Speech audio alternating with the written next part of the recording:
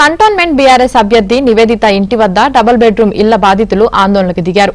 మారేడుపల్లిలోని mud fort వద్ద double bedroom ఇల్లు ఇస్తామని డబ్బులు తీసుకుని మోసం చేశారని బాధితులు ఆరోపించారు. అప్పులు చేసి స్థలాలను అమ్ముకుని డబుల్ బెడ్రూమ్ ఇళ్ల కోసం డబ్బులు ఇచ్చినట్లు వాపోయారు.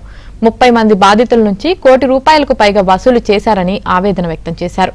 గత ఎన్నికల సమయంలో అడిగితే ఎన్నికల్లో గెలిచిన వెంటనే ఇస్తామని హామీ ఇచ్చినట్లు బాధితులు వెల్లడించారు.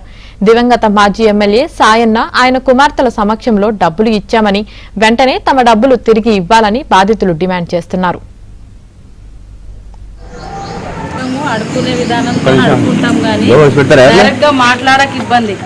ఎవరికి ఏం చెప్పలేదు ఇప్పటివరకు చెప్పారు, అది కూడా చెప్పాలి. 10 లక్షల నుండి ఆయన బిడ్డలు మాకు మంచి చేస్తారా అనుకున్నాం కానీ వాళ్ళు మాకు మాత్రం ఏం మంచి చేస్తలేరు. మాకు మంచి చేస్తారా అనుకున్నాం కానీ వాళ్ళు మాకు మాత్రం ఏం మంచి చేస్తలేరు. ఇంకా ఉల్టా మాకు పైసలేడికి ఇష్టమని చెప్తున్నారు. ₹1,46,00,000 మొత్తం అన్న 30 మంది దాకా ఉన్నారు అన్న. ఇవాళ ఇప్పుడు కొంతమంది వచ్చారు, ఇంకా వస్తున్నారు.